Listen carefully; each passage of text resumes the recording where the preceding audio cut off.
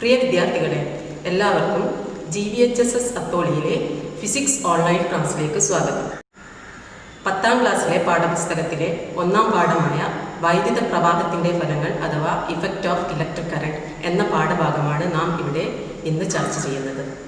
എല്ലാവരും physics text ബുക്കും അതുപോലെ ഒരു നോട്ട് ബുക്കും എടുത്ത് വെക്കുക. പ്രധാന പോയിന്റുകൾ നോട്ടിൽ കുറിച്ചു വെക്കണം. ഈ പാഠഭാഗത്തിലേക്ക് കടക്കുന്നതിന് മുമ്പായി 9ാം ക്ലാസ്സിൽ നിങ്ങൾ പഠിച്ച ചില ഭാഗങ്ങൾ ഓർത്തെടുക്കേണ്ടതുണ്ട്. 9ാം ക്ലാസ്സിൽ നിങ്ങൾ വൈദ്യുതിയെക്കുറിച്ച് ചില കാര്യങ്ങൾ പഠിച്ചിട്ടുണ്ട്. എന്താണ് വൈദ്യുതി? വൈദ്യുത പ്രവാഹ തീവ്രതയെ സൂചിപ്പിക്കുന്ന അക്ഷരം ഏത്? വൈദ്യുത പ്രവാഹ തീവ്രത കണ്ടെത്തുന്നതിനുള്ള സൂത്രവാക്യം ഏത്? ഓർമ്മയുണ്ടോ കൂട്ടുകാർക്ക് ഇതൊക്കെ? വൈദ്യുതി എന്നാൽ ചാർജുകളുടെ പ്രവാഹമാണ് എന്ന് നിങ്ങൾ പഠിച്ചു അല്ലേ? ഈ ചാർജുകൾ എന്ന് പറയുമ്പോൾ നിങ്ങൾ കെമിസ്ട്രിയിൽ പഠിച്ചതാണ്. ലോഹങ്ങളിൽ ഒരുപാട് സ്വതന്ത്ര ഇലക്ട്രോണുകൾ ഉണ്ടെന്നും അതുപോലെ ഇലക്ട്രോലൈറ്റുകളിൽ ധാരാളം സ്വതന്ത്ര അയോണുകളും ഉണ്ടെന്നും ഈ ഇലക്ട്രോണുകളും അല്ലെങ്കിൽ ഇലക്ട്രോലൈറ്റിലെ അയോണുകളും ഒഴുകുമ്പോഴാണ് വൈദ്യുതി ഉണ്ടാകുന്നത്. ഈ വൈദ്യുത പ്രവാഹ തീവ്രത എന്ന് പറയുന്ന സമയത്ത് അത് യൂണിറ്റ് സമയത്ത് ഒഴുകുന്ന ചാർജുകളുടെ അളവിനെയാണ് നാം വൈദ്യുത പ്രവാഹ തീവ്രത എന്ന് പറയുന്നത്. വൈദ്യുത പ്രവാഹ തീവ്രതയെ സൂചിപ്പിക്കുന്ന അക്ഷരം I ആണ്. നിങ്ങൾ പഠിച്ചതാണ്. I എന്ന ക്യാപിറ്റൽ ലെറ്റർ I എന്ന അക്ഷരം കൊണ്ടാണ് നാം വൈദ്യുത പ്രവാഹ തീവ്രതയെ സൂചിപ്പിക്കുന്നത്. ഇതിനെ ഇംഗ്ലീഷിൽ ഇൻറ്റൻസിറ്റി ഓഫ് ഇലക്ട്രിക് കറന്റ് എന്ന് പറയും. അതുകൊണ്ടാണ് നാം I എന്ന അക്ഷരം അതിനുവേണ്ടി ഉപയോഗിക്കുന്നത്. ഈ വൈദ്യുത പ്രവാഹ തീവ്രത അളക്കുന്നതിനുള്ള ഉപകരണമാണ് അമ്മീറ്റർ. ഇതിൽ ആംപിയർ എന്ന യൂണിറ്റിലാണ് വൈദ്യുത പ്രവാഹ തീവ്രത അളക്കുന്നത്. I കണ്ടെത്തുന്നതിനുള്ള സൂത്രവാക്യമാണ് I = Q/T. Q എന്നത് ചാർജ്, T എന്നത് സമയം. മറ്റൊരു കാര്യം, എന്താണ് പൊട്ടൻഷ്യൽ വ്യത്യാസം അല്ലെങ്കിൽ വോൾട്ടേജ്? പൊട്ടൻഷ്യൽ വ്യത്യാസത്തിൻ്റെ യൂണിറ്റ് എന്ത്? അളക്കുന്ന ഉപകരണം ഏത്? ഇതും നിങ്ങൾ 9ാം ക്ലാസ്സിൽ പഠിച്ചതാണ്. ഒരു ചാലകത്തിലൂടെ വൈദ്യുതി പ്രവഹിക്കണമെങ്കിൽ ആ ചാലകത്തിൻ്റെ രണ്ടറ്റങ്ങൾക്കിടയിൽ ഒരു പൊട്ടൻഷ്യൽ വ്യത്യാസം നൽകേണ്ടതുണ്ട്. നാം ഒരു വൈദ്യുത സെൽ വയറിൻ്റെ രണ്ടറ്റങ്ങൾക്ക് ഇടയിലേക്ക് ഘടിപ്പിക്കുകയാണെങ്കിൽ ആ രണ്ടറ്റങ്ങൾക്കിടയിൽ ഒരു പൊട്ടൻഷ്യൽ വ്യത്യാസം ഉണ്ടാവുകയും പൊട്ടൻഷ്യൽ അല്ലെങ്കിൽ ഊർജം കൂടിയ ഭാഗത്ത് നിന്നും ഊർജം കുറഞ്ഞ ഭാഗത്തേക്ക് ഊർജം ഒഴുകുകയും ചെയ്യും. ഇങ്ങനെ പൊട്ടൻഷ്യൽ വ്യത്യാസം നൽകുക എന്നതാണ് ഒരു ബാറ്ററിയുടെ അല്ലെങ്കിൽ വൈദ്യുത സെല്ലിൻ്റെ ധർമ്മം. എന്താണ് ഒരു വോൾട്ട്? ഒരു കൂളോം ചാർജ് ഒരു ബിന്ദുവിൽ നിന്നും മറ്റൊരു ബിന്ദുവിലേക്ക് ചലിപ്പിക്കാൻ ചെയ്യേണ്ട പ്രവൃത്തി 1 ജൂൾ ആണെങ്കിൽ ആ ബിന്ദുക്കൾക്കിടയിലുള്ള പൊട്ടൻഷ്യൽ വ്യത്യാസം 1 വോൾട്ട് ആയിരിക്കും. പ്രതിരോധം എന്നാൽ എന്ത്? പ്രതിരോധത്തെ സൂചിപ്പിക്കുന്ന അക്ഷരം ഏത്? യൂണിറ്റ് എന്ന്. ഇതും നിങ്ങൾ 9ാം ക്ലാസ്സിൽ പഠിച്ചതാണ്. പ്രതിരോധം എന്നാൽ ഒരു കമ്പിയിലൂടെ വൈദ്യുതി പ്രവഹിക്കുമ്പോൾ ആ കമ്പിക്ക് ആ വൈദ്യുതിയെ തടസ്സപ്പെടുത്താനുള്ള ഒരു കഴിവുണ്ട്. ഇതിനാണ് നാം പ്രതിരോധം എന്ന് പറയുന്നത്, അഥവാ റെസിസ്റ്റൻസ് എന്ന് പറയും. റെസിസ്റ്റൻസ് എന്ന പേര് കൊണ്ട് തന്നെ ഇതിൻ്റെ സൂചിപ്പിക്കുന്ന അക്ഷരം R എന്നാണ്. വൈദ്യുത പ്രവാഹ തീവ്രത I, വോൾട്ടേജ് V, പ്രതിരോധം R തുടങ്ങിയ ഘടകങ്ങളെ തമ്മിൽ ബന്ധിപ്പിക്കുന്ന ഒരു നിയമം നിങ്ങൾ പഠിച്ചിട്ടുണ്ട്, ഓം നിയമം. ഈ ഓം നിയമത്തിൻ്റെ സൂത്രവാക്യമാണ് R = V/I അല്ലെങ്കിൽ I = V/R അല്ലെങ്കിൽ V = IR. ഈ കാര്യങ്ങളൊക്കെ മനസ്സിൽ വെച്ചുകൊണ്ട് വേണം പുതിയ പാഠഭാഗത്തിലേക്ക് നമുക്ക് പോകാൻ. പാഠത്തിൻ്റെ തുടക്കത്തിൽ നിങ്ങൾക്കൊരു ചിത്രം കാണാം. ഈ ചിത്രത്തിൽ നിന്നും നിങ്ങൾക്ക് എന്താണ് മനസ്സിലാകുന്നത്? ഇതൊരു അടുക്കളയുടെ ചിത്രമാണ്. ഇതിൽ നിങ്ങൾക്ക് ഒരുപാട് ഉപകരണങ്ങളുടെ ചിത്രം കാണാം. ഏതൊക്കെയാണ് ആ ഉപകരണങ്ങൾ? നിങ്ങളൊന്ന് ലിസ്റ്റ് ചെയ്ത് നോക്കൂ. Fan, bulb, mixie, electric heater, induction cooker, inverter, storage battery, electric oven. ഈ ഉപകരണങ്ങളൊക്കെ പ്രവർത്തിപ്പിക്കണമെങ്കിൽ നാം അതിലേക്ക് നൽകേണ്ട ഊർജം ഏത് ഊർജമാണ്? വൈദ്യുതോർജ്ജമല്ലേ? ഒരു ബൾബ് പ്രവർത്തിപ്പിക്കണമെങ്കിൽ നാം സ്വിച്ച് ഓൺ ചെയ്യേണ്ടതുണ്ട്. അതായത് നാം അതിലേക്ക് നൽകുന്ന ഊർജം വൈദ്യുതോർജ്ജം അഥവാ ഇലക്ട്രിക് കറണ്ട് ആണ്.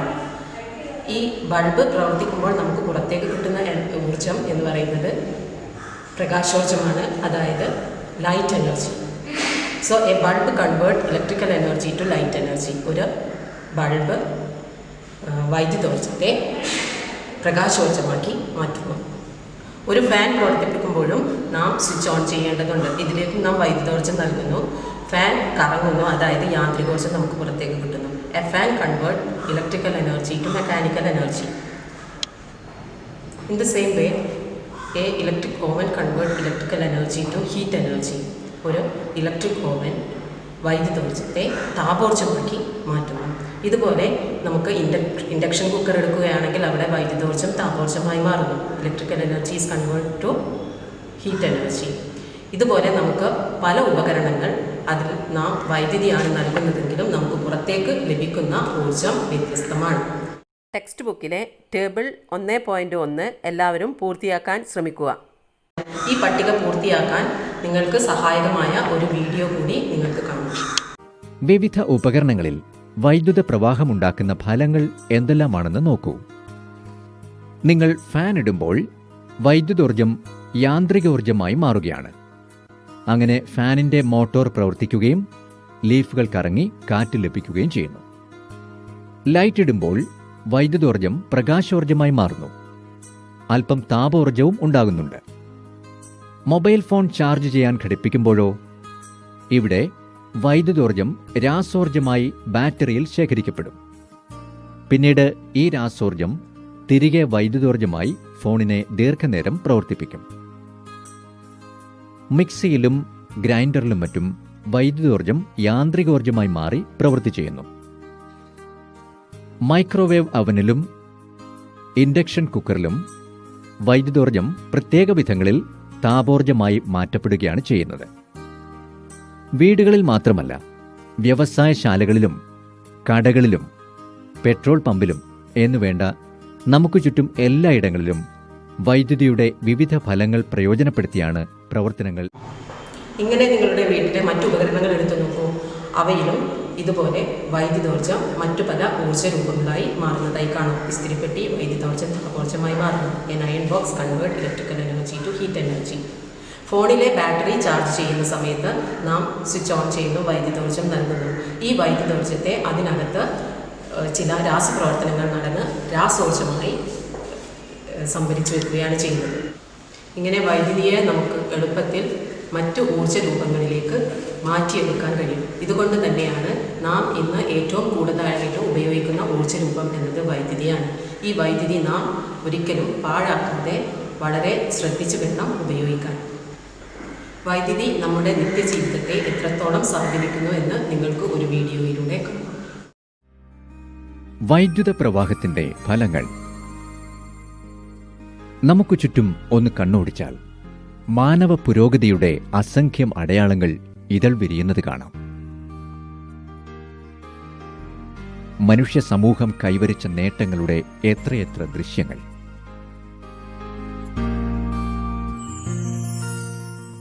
എന്നാൽ ഈ നേട്ടങ്ങളെല്ലാം സാധ്യമായതിനു പിന്നിൽ ചാലകമായി വർത്തിച്ച പ്രധാനപ്പെട്ട ഘടകമാണ് ഊർജ്ജരൂപങ്ങൾ. ഊർജ്ജത്തിന്റെ വൈവിധ്യമാർന്ന ഉപയോഗങ്ങളാണ് ആധുനിക മനുഷ്യ സമൂഹത്തിന്റെ ഇതുവരെയുള്ള വളർച്ചകൾക്ക് കാരണമായത്. നിരവധി ഊർജ്ജരൂപങ്ങളുണ്ടെങ്കിലും അവയിൽ ഏറ്റവും പ്രധാനപ്പെട്ടത് വൈദ്യുതിയാണ് എന്ന് നിസ്സംശയം പറയാം. നമുക്ക് ചുറ്റും വൈദ്യുതോർജ്ജത്തിന്റെ കരങ്ങൾ നിങ്ങൾക്ക് കാണാൻ കഴിയുന്നില്ലേ?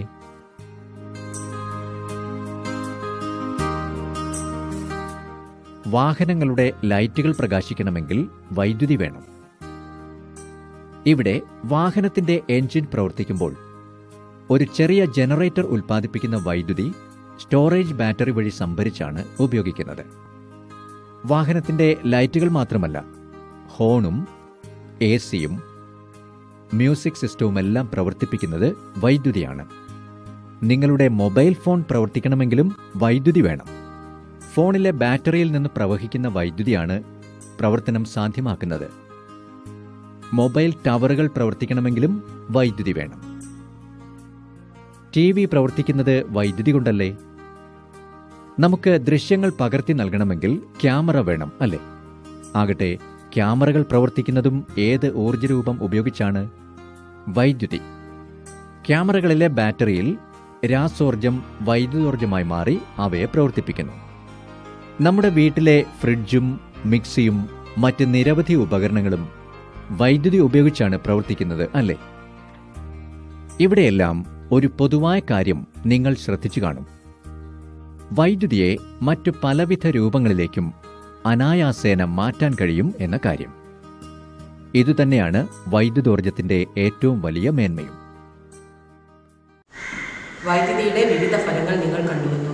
ഇതിൽ വൈദ്യുതിയുടെ താപഫലവും പ്രകാശഫലവുമാണ് നമുക്ക് ഈ പാഠത്തിൽ കൂടുതലായി പഠിക്കാനുള്ളത്. ആദ്യം നമുക്ക് വൈദ്യുതിയുടെ താപഫലം എടുക്കാം. ഏതാനും താപന ഉപകരണങ്ങളുടെ ചിത്രങ്ങളാണ് നിങ്ങൾക്ക് കാണാൻ കഴിയുന്നത്. ചിത്രത്തിൽ തന്നിരിക്കുന്ന ഉപകരണങ്ങൾ soldering iron, electric heater, immersing heater തുടങ്ങിയവയാണ്. ഇവയുടെ കൂടെ ചേർക്കാൻ പറ്റുന്ന മറ്റുപകരണങ്ങളാണ് ഇലക്ട്രിക് കെറ്റിലും ഇസ്തിരിപ്പെട്ടിയും. ഈ ഉപകരണങ്ങളിലെല്ലാം തന്നെ ഒരു പൊതു ഘടകമുണ്ട്, അതാണ് നിക്രോം. ഇതാണ് ഒരു നിക്രോം കമ്പി. ഈ നിക്രോം കമ്പിയിലൂടെ വൈദ്യുതി കടന്നു പോകുമ്പോൾ എന്ത് മാറ്റമാണ് സംഭവിക്കുന്നതെന്ന് നമുക്ക് പരീക്ഷണം ചെയ്ത് നോക്കാം. നിക്രോം കമ്പി ഞാൻ ഈ സർക്യൂട്ടിൽ ഘടിപ്പിച്ചിരിക്കുകയാണ്. ഇതിലൂടെ വൈദ്യുതി കടത്തി വിട്ടു നോക്കാം. നിക്രോം കമ്പിയിലൂടെ വൈദ്യുതി കടത്തി വിട്ടപ്പോൾ എന്ത് മാറ്റമാണ് ഉണ്ടായതെന്ന് നോക്കുക. നിക്രോം കമ്പി ചുട്ടുപഴുത്ത് ചൂടായത് കണ്ടില്ലേ? ഉയർന്ന പ്രതിരോധമുള്ള നിക്രോം കമ്പി അതിലൂടെ വൈദ്യുതി കടന്നു പോകുമ്പോൾ ചുട്ടുപഴുക്കുകയും ധാരാളമായി താപം പുറത്തുവിടുകയും ചെയ്യുന്നു. ഈ ഒരു പ്രത്യേകത കാരണമാണ് നിക്രോം കമ്പിയെ നമ്മൾ ഹീറ്റിംഗ് കോയിലായിട്ട് ഉപയോഗിക്കുന്നത്. വിവിധ തരം താപന ഉപകരണങ്ങളിൽ നിക്രോം കമ്പിയാണ് നാം ഉപയോഗിക്കുന്നത്. നിക്രോം കമ്പിയെ പോലെ മറ്റു കമ്പികളും താപം ഉൽപ്പാദിപ്പിക്കപ്പെടുന്നുണ്ടോ എന്ന ഒരു വീഡിയോയിലൂടെ നമുക്ക് കാണാം. ഇവിടെ നിക്രോം കമ്പിയും ഒരു അലൂമിനിയം കമ്പിയും ശ്രേണി രീതിയിൽ ഘടിപ്പിച്ചിരിക്കുകയാണ്, അതായത് സീരീസ് കണക്ഷൻ. രണ്ട് കമ്പികളിലൂടെയും വൈദ്യുതി കടന്നു പോകുമ്പോൾ നിക്രോം കമ്പി ചുട്ടുപഴുക്കുന്നു, എന്നാൽ അലൂമിനിയം കമ്പി ചുട്ടുപഴുക്കുന്നില്ല. ഇതിൽ നിന്ന് നിങ്ങൾക്ക് മനസ്സിലാക്കുന്നത് പ്രതിരോധം കൂടിയ നിക്രോം കമ്പി ധാരാളമായി താപോർജ്ജം ഉൽപ്പാദിപ്പിക്കപ്പെടുന്നു, എന്നാൽ പ്രതിരോധം കുറഞ്ഞ അലൂമിനിയം കമ്പി വൈദ്യുതി കടന്നു പോകുമ്പോൾ അത്ര തന്നെ താപം ഉൽപ്പാദിപ്പിക്കപ്പെടുന്നില്ല. അപ്പോൾ ഒരു ചാലകത്തിലൂടെ വൈദ്യുതി കടന്നു പോകുമ്പോൾ പ്രതിരോധം എന്നത് അത് ഉൽപ്പാദിപ്പിക്കപ്പെടുന്ന താപത്തെ ആശ്രയിക്കുന്ന ഒരു ഘടകമാണ്. ഒരു ചാലകത്തിലൂടെ വൈദ്യുതി കടന്നു പോകുമ്പോൾ ഉൽപ്പാദിപ്പിക്കപ്പെടുന്ന ഒരു ഘടകം ആ ചാലകത്തിൻ്റെ പ്രതിരോധമാണ്. ഇതുപോലെ ചാലകത്തിലൂടെ പ്രവഹിക്കുന്ന വൈദ്യുത പ്രവാഹ തീവ്രത ചാലകത്തിലൂടെ ഉൽപ്പാദിപ്പിക്കപ്പെടുന്ന താപത്തെ ആശ്രയിക്കുന്ന മറ്റൊരു ഘടകമാണ്. വൈദ്യുതി പ്രവഹിക്കുന്ന സമയവും ഇതുപോലെ ചാലകത്തിൽ ഉൽപ്പാദിപ്പിക്കപ്പെടുന്ന താപത്തെ ആശ്രയിക്കുന്നതാണ്. ഈ ഘടകങ്ങളെല്ലാം ഏത് രീതിയിൽ ബന്ധപ്പെട്ടിരിക്കുന്നു എന്ന് പഠിച്ച ശാസ്ത്രജ്ഞനാണ് ജെയിംസ് ഡ്രെസ്കോട്ട് ജൂൾ. ഇദ്ദേഹത്തിൻ്റെ നിയമമായ ജൂൾ നിയമമാണ് ഈ ഘടകങ്ങൾ ഏത് രീതിയിൽ താപത്തെ ആശ്രയിച്ചിരിക്കുന്നു എന്ന് കാണിക്കുന്നത്. ജൂൾ നിയമത്തിൻ്റെ ഒരു പരീക്ഷണം നമുക്ക് കാണാം. വൈദ്യുത പ്രവാഹത്തിന്റെ താപഫലം. വൈദ്യുതി പ്രവാഹം ഉളവാക്കുന്ന മറ്റൊരു ഫലമാണ് താപം. വൈദ്യുത പ്രവാഹത്തിന്റെ താപഫലത്തെയും അതിനെ സ്വാധീനിക്കുന്ന ഘടകങ്ങളെയും കുറിച്ച് നന്നായി മനസ്സിലാക്കാൻ സഹായിക്കുന്ന ഒരു പരീക്ഷണം നമുക്ക് ചെയ്തു നോക്കിയാലോ? ഒരു സർക്യൂട്ടിന്റെ ചിത്രം നോക്കൂ. ഈ സർക്യൂട്ടിലെ എ, ബി എന്നീ രണ്ട് ബീക്കറുകളിലും 100 മില്ലി വീതം ജലമുണ്ട്. ബീക്കർ എയിലെ PQ നിക്രോം കമ്പിയാണ്. ബീക്കർ ബിയിലെ RS കോപ്പർ കമ്പിയും. രണ്ട് ബീക്കറിലും ഓരോ തെർമോമീറ്റർ വീതമുണ്ട്. സ്വിച്ച് ഓൺ ചെയ്യുന്നു. 3-4 മിനിറ്റുകൾക്ക് ശേഷം രണ്ട് ബീക്കറുകളിലെയും ജലത്തിന്റെ താപനില അളന്നാൽ നിക്രോം കമ്പിയുള്ള ബീക്കറിലെ ജലം കൂടുതൽ ചൂടായതായി കാണാം. അതായത് RS എന്ന കോപ്പർ കമ്പി ചൂടായതിനേക്കാൾ കൂടുതൽ PQ എന്ന നിക്രോം കമ്പി ചൂടായി, അല്ലേ? രണ്ട് കമ്പിയിലൂടെയും ഒരേ കറണ്ടാണ് പ്രവഹിച്ചത്.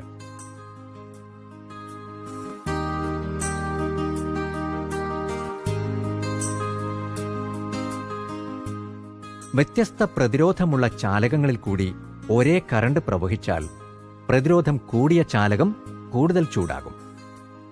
അതായത് വൈദ്യുത പ്രവാഹം മൂലമുണ്ടാകുന്ന താപത്തെ സ്വാധീനിക്കുന്ന ഒരു ഘടകമാണ് പ്രതിരോധം.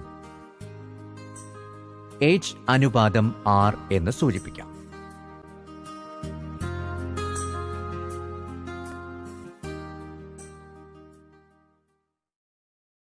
ഇനി രണ്ട് ബീക്കറിലും 30 ഡിഗ്രി സെൽഷ്യസ് ഉള്ള 100 മില്ലി വീതം ജലമൊഴിക്കാം.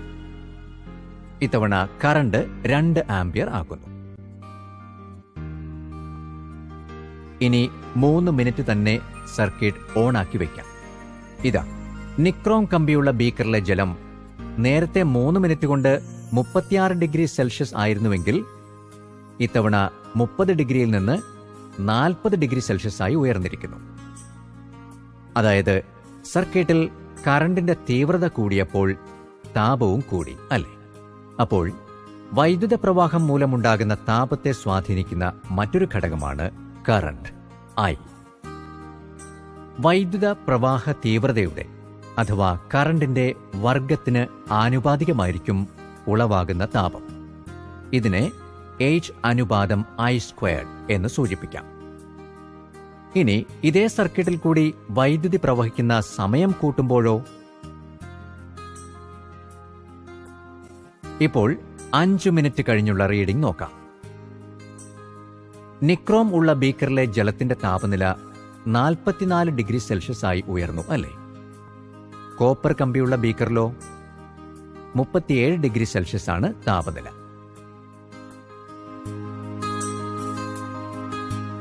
വൈദ്യുതി പ്രവഹിക്കുന്ന സമയം കൂടുമ്പോൾ താപനിലയും കൂടിയെന്നല്ലേ ഇത് തെളിയിക്കുന്നത്?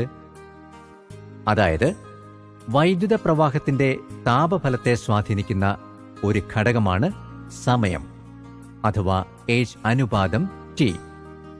ഈ ആശയങ്ങളെല്ലാം കൂട്ടിച്ചേർത്ത് ജെയിംസ് പ്രെസ്കോട്ട് ജൂൾ എന്ന ശാസ്ത്രജ്ഞൻ ആവിഷ്കരിച്ച നിയമമാണ് ജൂൾ നിയമം എന്നറിയപ്പെടുന്നത്.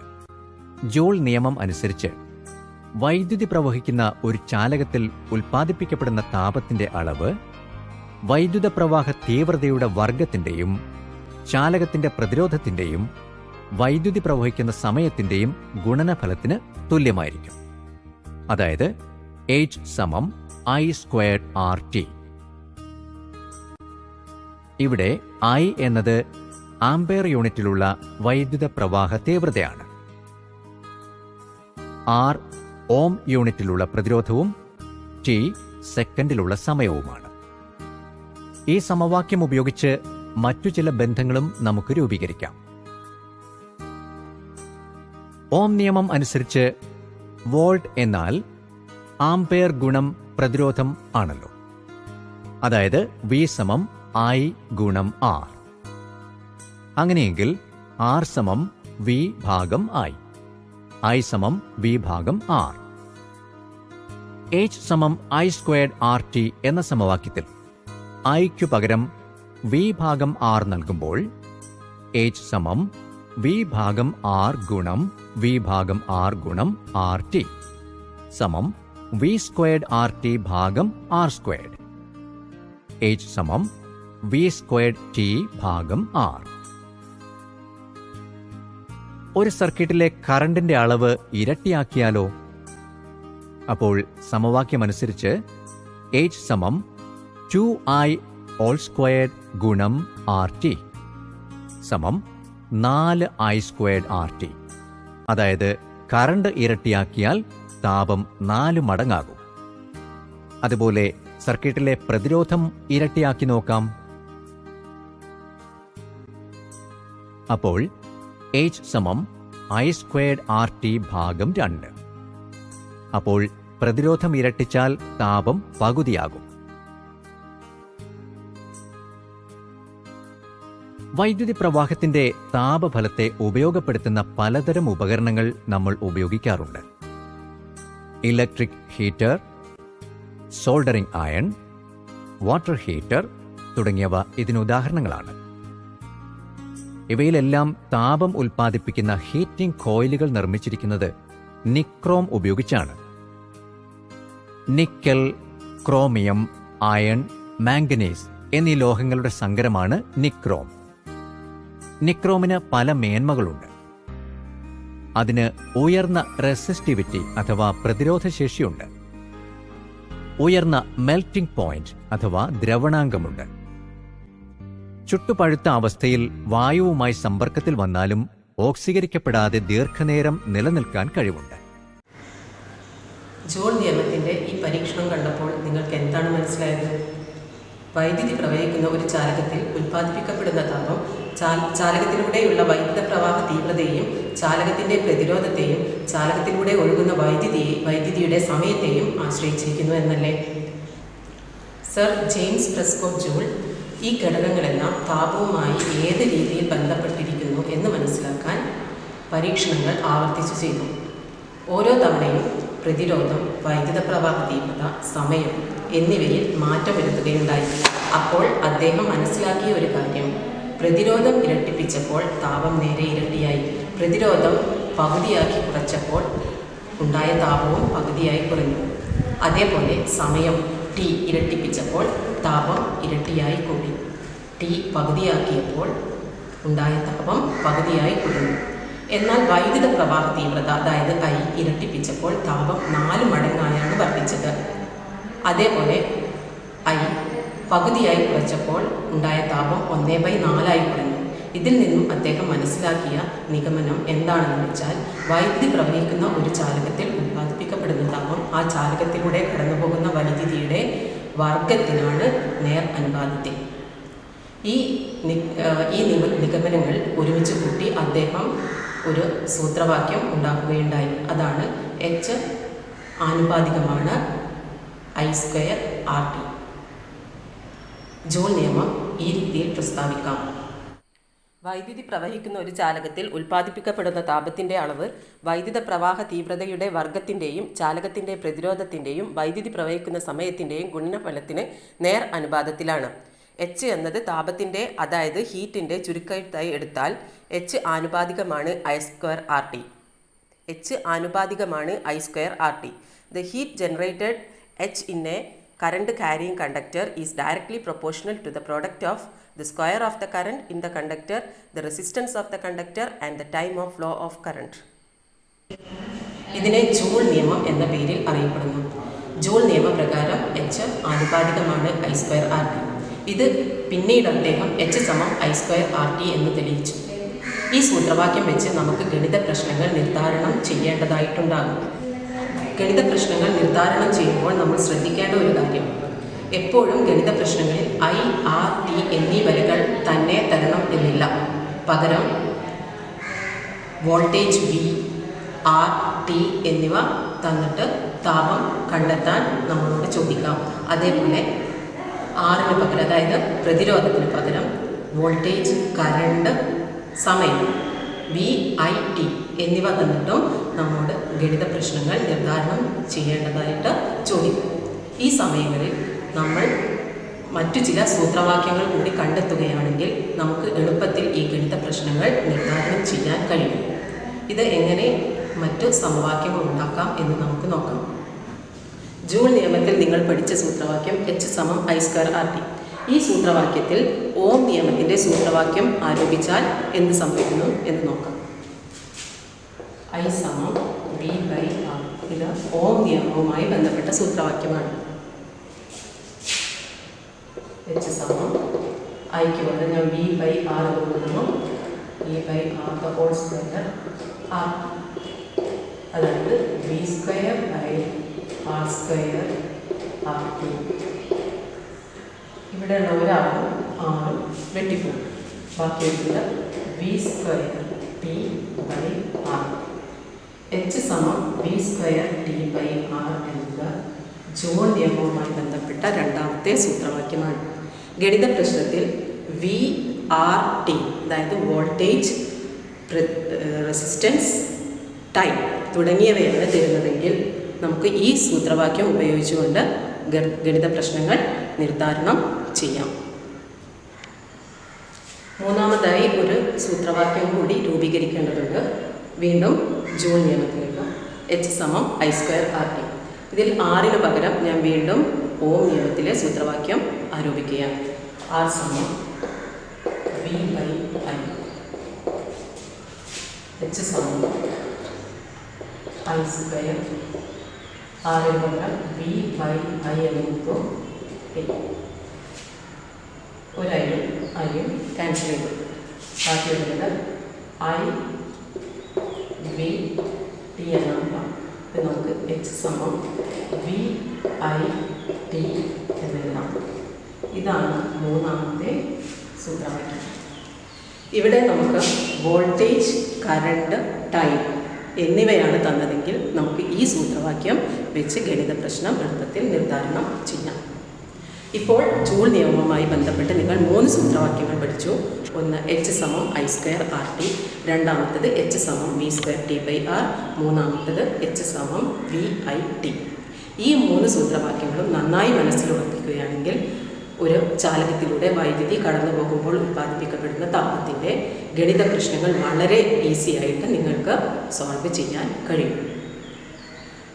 ഇപ്പം തുടർ പ്രവർത്തനമായി ഞാൻ ഒരു ഗണിത പ്രശ്നം തന്നെ നിങ്ങൾക്ക് തരാം. ഗണിത പ്രശ്നം നിങ്ങൾക്ക് സ്ക്രീനിൽ കാണാം. അത് നിങ്ങൾ നോട്ട്ബുക്കിലേക്ക് ചെയ്ത് അതിൻ്റെ ഫോട്ടോ എടുത്ത് ഗ്രൂപ്പിൽ പോസ്റ്റ് ചെയ്യുക. എല്ലാവർക്കും ഒരു ശുഭദിനം ആശംസിക്കുന്നു.